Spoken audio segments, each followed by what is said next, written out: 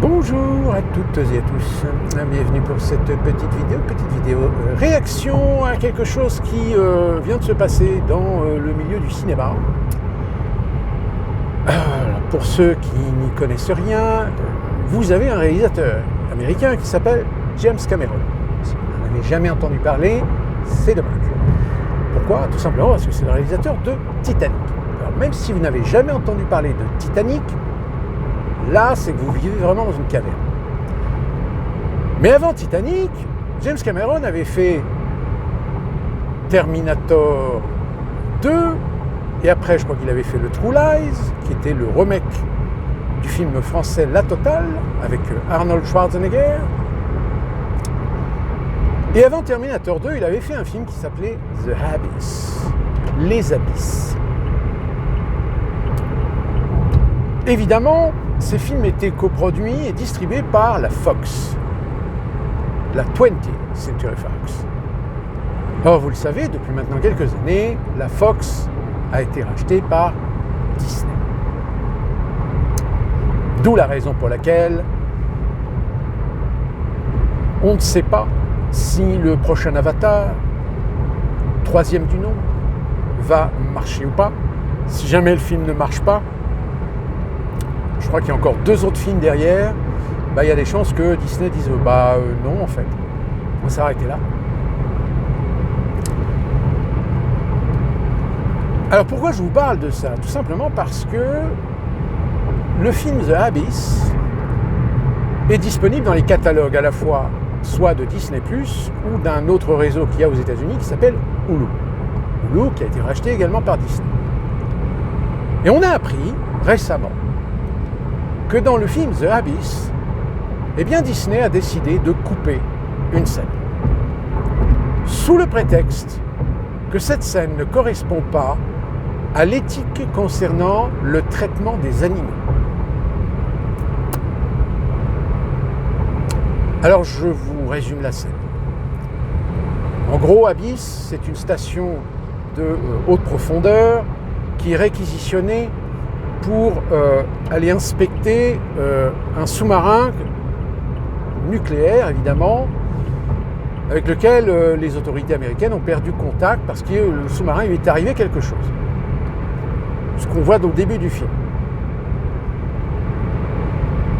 Et donc, on les transporte au bord d'une faille, sauf qu'évidemment, les choses ne se passent pas très bien. Parce qu'il y a une tempête, un ouragan à la surface, etc. Donc voilà, film catastrophe, etc. Et pour pouvoir aller dans la faille, pour aller chercher un détonateur nucléaire, parce qu'évidemment on embarque des militaires, et avec les militaires on embarque également une bombe. Ah oui, on ne sait jamais,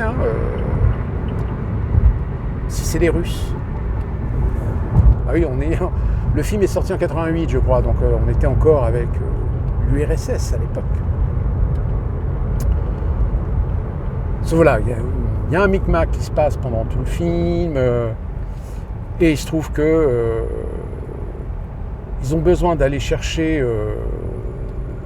un détonateur, ou je ne me souviens plus si c'est un détonateur ou un robot avec pour le condamner, pour le stopper, moins que ça soit la bombe, je ne sais plus. Sauf qu'ils ne peuvent pas y aller avec le matériel coutumier. Ils sont obligés d'y aller avec un scaphandre spécial.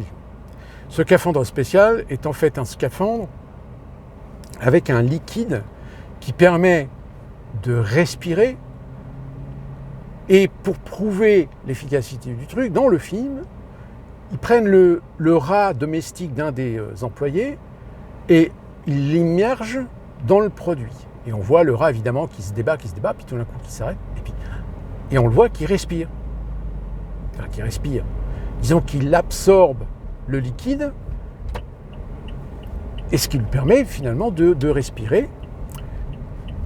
Et après il ressort le rat, et le rat se porte bien, un petit peu évidemment peut-être traumatisé, mais bon. Le seul problème, c'est que, évidemment, cette séquence, à l'époque, dans les années 80, on pensait qu'on avait utilisé un rat et que finalement on l'a fait souffrir pour une scène. Alors qu'en réalité, le rat, il n'a pas souffert. Pourquoi ? Tout simplement parce que nos affreux Jojo de chez Disney ont décidé de censurer cette séquence parce qu'ils jugent qu'elle est traumatisante et qu'elle ne correspond pas à l'éthique, etc. Alors qu'en réalité, il faut savoir que James Cameron, avant d'être dans les effets spéciaux et avant de faire réalisateur, c'était un ingénieur. Un ingénieur dont d'ailleurs on le voit dans ses films. En général, ces films de science-fiction ont toujours à peu près une sorte de cadre de référence qui peut permettre à un moment donné de se dire c'est possible. C'est-à-dire qu'il a toujours cette option de toujours s'inspirer des technologies existantes pour développer ses idées dans ses films de science-fiction. Et la preuve en est, c'est que même le fameux Terminator, l'exosquelette du Terminator, aujourd'hui, force est de constater qu'on est à l'approche que la réalité dépasse la fiction. Il suffit de voir aujourd'hui l'évolution des robots humanoïdes, c'est-à-dire 2 jambes, 2 bras, une tête. Boston Dynamics, par exemple, cette société américaine, qui régulièrement sur YouTube et sur son site diffuse ses progrès en matière de robotique. Et force est de constater que de plus en plus aujourd'hui, on a affaire à des machines qui sont impressionnantes, mais qui à un moment donné aussi font peur. Parce que dans les mouvements commencent à devenir en total mimétisme avec les mouvements humains. Donc voilà, il ne se passera pas 10 ans avant qu'on réussisse à développer le premier robot avec à l'intérieur une intelligence artificielle, etc. Et là, en effet, toute la science-fiction avec les robots, les humanoïdes, androïdes aussi, voilà, je cherchais le terme, finalement, la réalité risque de dépasser la fiction. Et donc, cette séquence dans le film Abyss est vrai. En réalité, James Cameron était informé qu'il existait un liquide. Alors c'est un néophro,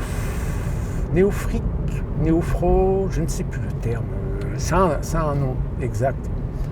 Je vous le mettrai en description, parce que là je ne m'en souviens plus. Et c'est un produit qui a été testé sur des animaux, c'est-à-dire des chats, des chiens et des rats, et dont les résultats ont été assez probants, voire même avec succès. Ça, je vous parle, c'était dans les années 80. Ce produit, aujourd'hui, il existe toujours. Sauf qu'on ne l'utilise pas pour les êtres humains parce qu'il y a quelques risques au vu des pathologies de chaque individu, où un individu, ça peut très bien fonctionner, comme il y en a d'autres, où ça peut très mal se passer. C'est-à-dire qu'en réalité, au lieu simplement de s'adapter, il peut se noyer. Mais ce liquide est utilisé aujourd'hui pour les grands prématurés. C'est-à-dire que les grands prématurés ont des poumons qui ne sont pas encore développés, c'est-à-dire des poumons qui sont immatures. Et donc il faut pouvoir remplacer le liquide, alors je ne sais plus comment on appelle ça, liquide amniotique, dans le ventre de la maman. Il faut trouver un substitut quand le bébé naît très prématuré. Eh bien, c'est ce liquide aujourd'hui qui est utilisé pour les grands prématurés afin d'aider le développement des poumons,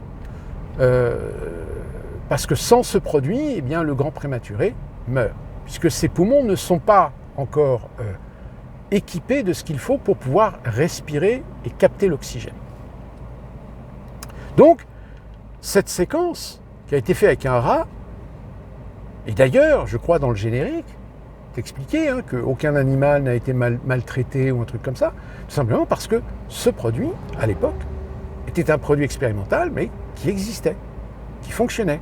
Et en plus, toute la séquence a été tournée avec une supervision, c'est-à-dire avec présence d'un vétérinaire au cas où il y a un problème. Alors évidemment, aujourd'hui, le cinéma vous permet de faire ça avec du CGI, mais à l'époque, le CGI, et d'ailleurs dans Abyss, il y a les premiers, une des premières nouvelles générations de CGI qui avait été utilisée à l'époque, qui était déjà un prémisse de ce que James Cameron allait utiliser dans le Terminator 2. Alors, ça pose un problème. Pourquoi ? Parce que aujourd'hui, les gens qui veulent regarder ce film-là sur Hulu ou sur Disney+, eh bien, n'auront pas cette séquence. Elle va être coupée. Elle sera censurée. Alors, heureusement, pour ceux qui ont aujourd'hui des supports numériques physiques, évidemment, vous avez la chance d'avoir encore cette séquence, d'avoir cette scène. En France, cette scène ne sera pas coupée. Sauf si vous regardez le film sur Disney+, ou Hulu. Je ne sais même pas d'ailleurs si vous avez Hulu en France. Mais c'est la démonstration de ce qu'est Disney aujourd'hui, c'est-à-dire toujours dans la bien-pensance. À un point de même censurer un film qui, normalement, n'est pas un film familial, c'est pas un film pour les enfants. L'adulte va comprendre le système, mais non. Censure. Alors surtout en ce moment où Disney, vous avez vu cette affaire au parc Disneyland Paris, enfin Disney Resort Paris, je ne sais plus, de ce monsieur britannique d'origine, je ne sais plus, pakistanaise ou bref, qui a réussi à privatiser les alentours du château de la Belle au Bois dormant pour un mariage, enfin un faux mariage, avec une gamine de 9 ans. Une gamine ukrainienne. Alors, je ne sais pas si vous avez entendu parler de ce scandale. Sauf que, moi, ce qui m'amuse, c'est que les médias, déjà les médias français, ils parlent d'un individu, un Britannique, de 39 ans ou 38 ans, je ne sais plus. Mais quand vous voyez la photo, vous comprenez que ce n'est pas un Britannique de souche. Oh, même le nom, hein, de toute façon... il n'y a pas anguille sous roche. Hein. Mais ça, les médias français, hein, surtout, non, on ne dit rien. On dit juste que c'est un homme de 38 ans, blablabla. Mais alors, moi, ce qui m'a interpellé dans cette affaire, c'est que personne s'est posé la question d'où vient l'argent. Parce que très clairement, l'individu, il a déjà été... arrêté, je crois, pour tentative sur une adolescente. Mais personne ne s'est posé la question, mais d'où vient l'argent ? Parce que privatiser les alentours du château de la Belle au Bois dormant, alors ils ont fait ça le matin,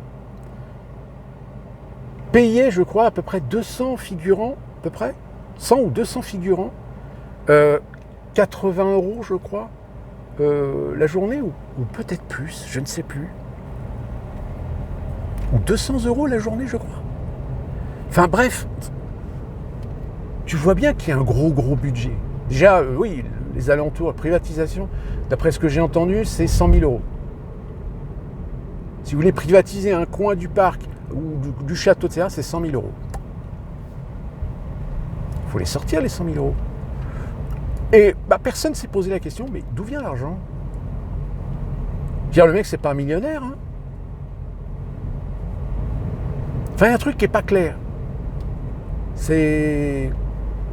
Et du coup, ça fait une mauvaise pub pour Disney parce que ça veut dire que Disney, si des gens sont prêts à payer pour privatiser, on ne pose pas de questions. Alors apparemment, ils auraient fourni des pièces d'identité, des fausses pièces d'identité pour la marier.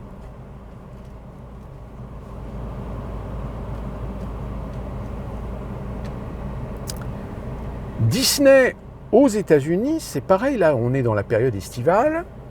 Il y a beaucoup d'Américains cette année qui se plaignent des prix du parc. Aussi bien du prix d'entrée du billet du parc pour une journée, 3 jours, ou les hôtels, ou avec aussi les restos à l'intérieur, etc. Là, le budget, c'est presque entre 600 et 1000 dollars par personne. 1000 dollars par personne. Vous imaginez? Et là, je vous dis pour peut-être 2-3 jours. Hein. Vous rajoutez l'hôtel.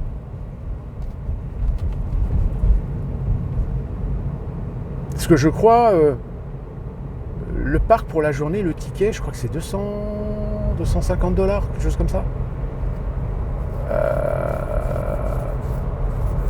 Puis la bouffe, aux États-Unis, hein, la bouffe, c'est la canette de coca que vous pouvez acheter dans le commerce à 50 cents. Eux, ils vous la vendent 2,50 $. Hein. C'est un peu comme en France, hein, c'est pareil. Hein.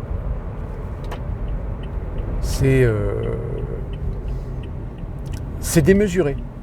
C'est démesuré dans le sens où, en plus, le parc Disney, que ce soit Disneyland en Californie et Disney World en Floride, c'est quand même des parcs qui fait quand même en grande partie son chiffre d'affaires sur une population populaire. Donc si le populeux, il n'a pas les moyens d'aller chez Disney parce que ça devient trop cher, de toute façon, ça fait depuis quelques années que Disney, ils essaient de trouver des solutions pour compenser les manques de chiffre d'affaires. Hein. Même en France, petit à petit, les abonnements annuels, etc., ils ont commencé à supprimer des trucs, des avantages. Donc, il y a un moment donné où pourquoi tu payes, je ne sais pas combien, peut-être 500 boules pour l'année, si c'est pour que tu ne puisses pas aller aux événementiels, aux festivités, ou quand tu as des opérations spéciales, tu n'as pas le droit, il faut que tu payes en plus. C'est quoi l'intérêt? Il n'y en a pas. Donc t'arrêtes. De toute façon, tu le vois bien, hein. Sur YouTube, vous avez des gens qui aiment bien aller chez Disney, qui font des reviews comme ça quand ils vont dans les parcs, etc. De plus en plus, ils deviennent écœurés, quoi. Ils deviennent écœurés par la politique commerciale qui prennent vraiment les gens pour des pigeons. Et donc aux États-Unis, c'est pareil, c'est que il y a une forte progression de fréquentation des autres parcs. Nous, dans notre secteur, là, du côté de la Floride, etc., il y a beaucoup de parcs. On a Carowinds sur la Caroline du Sud, on a Pigeon Forge sur le Tennessee. Donc ces parcs-là, aujourd'hui, ils progressent. Par contre, Disney World, ils ont du mal, surtout cette année où Universal, qui est son principal concurrent en Floride, ils ont ouvert leur nouveau parc. Il y a 3 ou 4 sections, nouvelles sections. D'ailleurs, les retours sont assez mitigés. Mais il y a un moment donné où il faut être conscient de la réalité économique. Si ton modèle économique dépend essentiellement en 2/3 d'une fréquentation populaire, mais que tu augmentes les prix, t'étonnes pas si à un moment donné, le populaire, il va aller voir ailleurs. Parce que lui, il n'a pas les moyens. Déjà que ses salaires n'augmentent pas, donc c'est pas pour aller fourguer 1000 dollars dans un parc d'attractions. Ça me paraît logique. Donc plus les défaillances en matière cinématographique, le fameux Blanche-Neige, qui s'est pété la gueule royalement.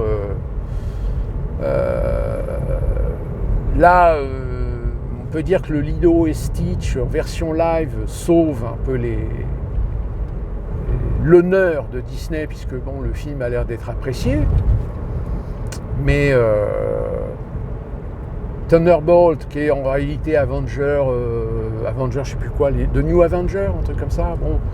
Le film a plutôt mal démarré, mais ça va, le film s'est maintenu dans le temps, donc ils sont rentrés dans leurs frais, mais c'est pas le gros succès.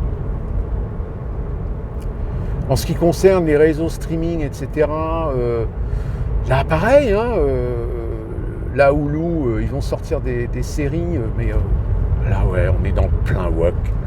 Il y a une série qui va sortir où ils reprennent le Nautilus, le Capitaine Nemo, etc. Sauf que la distribution, c'est que du wok. C'est diversité à fond. Limite, Nemo, on voit bien que c'est pas un blanc, c'est un mec qui a des racines indiennes, pakistanaises ou un truc comme ça. Puis là, il y a une autre série, pareil, où là, c'est à fond les ballons. On remplace les personnages par des blacks, etc. Quoi. Là, c'est pareil, hein, c'est comme HBO.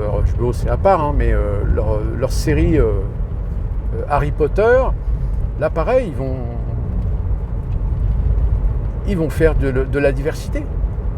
C'est-à-dire que certains personnages qui étaient des personnages blancs dans les romans et dans les films, ils vont les remplacer par des métis, par des blacks. D'ici là, qui nous mettent aussi un transgenre, il n'y a pas des kilomètres. Enfin, il y a un moment donné où je ne comprends pas. C'est quand tu commences à avoir des retours négatifs. Ça ne sert à rien de te planquer derrière l'idée « oui, mais c'est raciste ». Non, c'est pas raciste. C'est la tendance.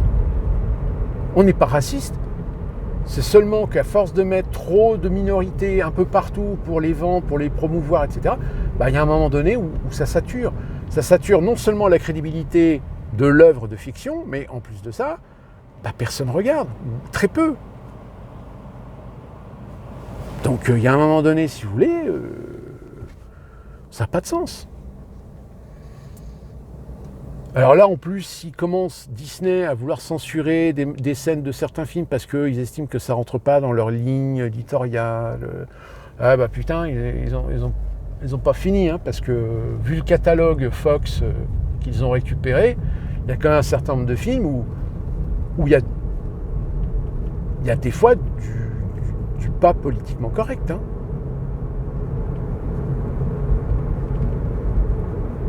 L'idée, évidemment, c'est des grands films, on les refait. Mais on les refait toujours, encore une fois de plus, hein, en intégrant de la diversité. La diversité de minorités de genre. Ouais, sauf qu'il y a un moment donné où ça excusez-moi l'expression, mais ça pète les couilles, quoi. C'est quand tu fais des films, si tu mets des films où ces minorités sont justifiées, oui, mais n'en mets pas 36 000. Mets-en en petite dose. Mais n'en mets pas systématiquement pour qu'il y ait toute une représentation dans le film. C'est de l'afro-américain, c'est de l'indien, c'est de l'asiatique, c'est de l'hispanique, c'est du homo, du gay, du lesbien et aussi du bi ou du non-genré. Je rappelle que le succès d'une œuvre passe, entre autres choses, par la capacité du spectateur à s'identifier au personnage.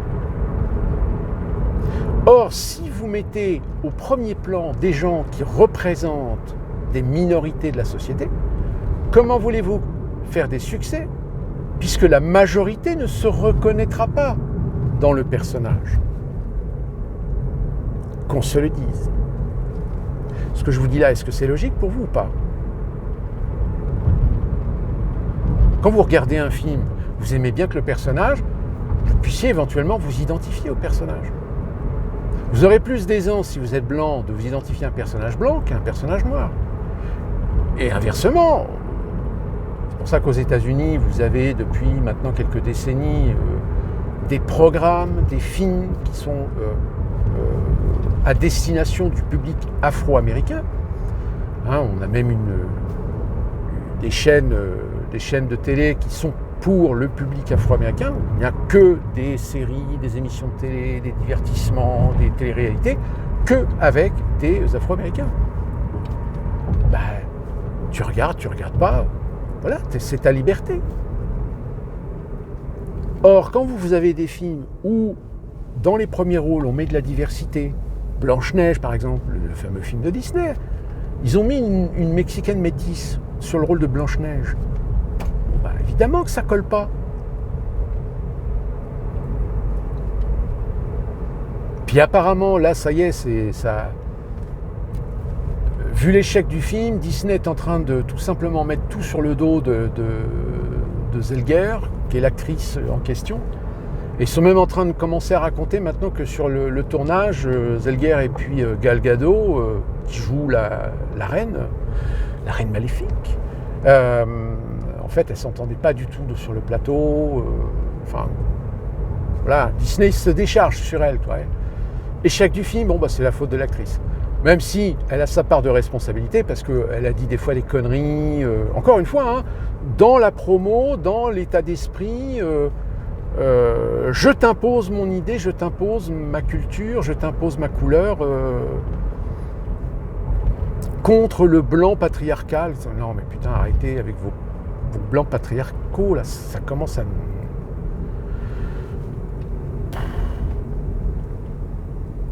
Mais de toute façon, cette histoire de Disney avec le film de James Cameron, c'est une goutte qui commence à faire déborder le vase. Hollywood aujourd'hui est en crise. Il est en crise pourquoi ? Parce que de plus en plus les nouvelles technologies, et plus particulièrement l'IA, je vous ai fait une vidéo et je vous avais même collé dans la description un lien sur une vidéo YouTube pour que vous puissiez voir de vous-même, par vous-même, l'évolution de la création, de la génération de vidéos assistées par intelligence artificielle. C'est que aujourd'hui, vous commencez à voir des gens qui commencent à lancer des projets, de faire des longs métrages uniquement en IA. Et là, forcément, le seul levier qu'a encore Hollywood, c'est que la plupart des majors sont aussi des sociétés de distribution. Parce que produire un film, c'est bien, mais il faut que vous ayez une société de distribution. Si vous n'avez pas de société de distribution, bah, votre film, vous ne pouvez pas le vendre. Non seulement vous ne pouvez pas l'exploiter dans les salles aux États-Unis, sauf si vous trouvez 2-3 salles indépendantes pour vous programmer. Donc maintenant, c'est plus facile parce qu'avec le numérique, vous n'avez pas besoin de payer $1000 pour tirer une copie en pellicule. Bon, mais voilà, c'est compliqué. Et Hollywood aujourd'hui, ils ont les jetons. Ils ont les jetons de se faire dépasser par des productions indépendantes qui seront capables d'ici 2 ou 3 ans de faire des films, mais qui coûteront 10 fois ou 100 fois moins cher que ce que Disney va produire. Je veux dire, c'est pas un hasard si il y a 1 ou 2 ans, il y a eu cette fameuse grève des auteurs aux États-Unis. Parce que les mecs sont conscients que demain, pour des questions de budget, pour des questions d'argent, on va les remplacer par des IA. C'est-à-dire que c'est l'IA qui va créer le matériel de base, et ensuite on paiera 2 fois ou 3 fois moins un correcteur pour corriger 2-3 trucs sur un scénario ou un truc comme ça. Mais le scénario n'appartiendra pas à cet auteur, puisqu'il ne sera qu'un correcteur. Le scénario qui sera pondu par une IA, le producteur, il mettra un brevet ou un droit d'auteur dessus, etc., alors qu'il n'y a pas d'auteur derrière, c'est une IA.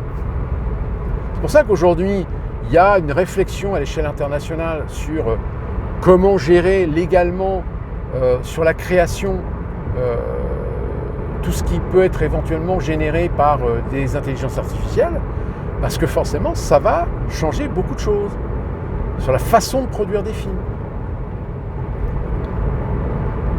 D'autant plus que, et ça je reviendrai peut-être dans une autre vidéo pour suivre un petit peu l'évolution des salles de cinéma, parce que là il y a encore beaucoup de choses à dire. Là il y a encore une salle à Paris qui a fermé le 9 juin dernier, je crois, du côté de Montparnasse, qui est une salle qui était, c'était le Miramar, je crois, qui est juste à côté du Pathé Parnasse, ex-Gaumont Parnasse. Donc ça c'est pareil, c'est encore une longue histoire que je vous ai déjà racontée sur une autre vidéo, mais si vous êtes nouveau sur la chaîne, si ça vous intéresse, je vous raconterai un petit peu l'évolution des salles de cinéma sur les groupes nationaux, même si c'est déjà une vidéo que j'avais fait sur mon autre chaîne, Les Films du Grenier, donc je n'ai malheureusement pas le temps de faire d'autres vidéos sur cette chaîne. J'aimerais bien, mais j'ai pas le temps. Donc voilà, c'est... on est encore dans la censure, quoi. Dans la censure bien pensante. On coupe des scènes parce qu'un acteur dit ceci ou dit cela. Ou parce qu'on montre ceci, on montre cela. Alors que même dans des films qui ne sont pas destinés à des jeunes publics,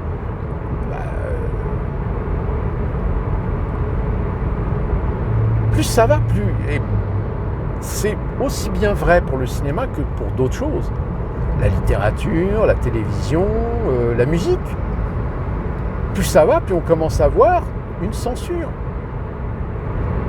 une obstruction, une invisibilisation, une invisibilité, une cancel culture. Et pour terminer, justement, dans l'idée du cancel, vous savez que YouTube France, le PDG de YouTube France a fait une petite FAQ, foire aux questions, et pendant ce live, eh bien, il a admis le shadow bashing, le shadow banning. Alors, shadow banning, c'est quoi? Le shadow banning, c'est quand vous avez une chaîne sur YouTube, mais que vos vidéos traitent des sujets factuels, mais qui vont à l'encontre de la bien-pensance, qui vont à l'encontre de la doctrine, eh bien, ils ne peuvent pas supprimer votre vidéo parce qu'il faut qu'il y ait un argument, il faut qu'il y ait une raison. En revanche, YouTube utilise un outil qu'on appelle shadow banning, c'est-à-dire ils font en sorte que votre chaîne soit totalement invisible. C'est-à-dire qu'il n'y a pas de visibilité de votre chaîne, c'est-à-dire les algorithmes ne proposent pas votre chaîne, ne proposent pas vos vidéos. Ça se trouve, c'est ce dont je suis victime. Bon, moi je vais attaquer l'orage, parce qu'il va commencer à pleuvoir. D'ici là qu'on se retrouve pour une prochaine vidéo, portez-vous bien, bouge au pied du mur.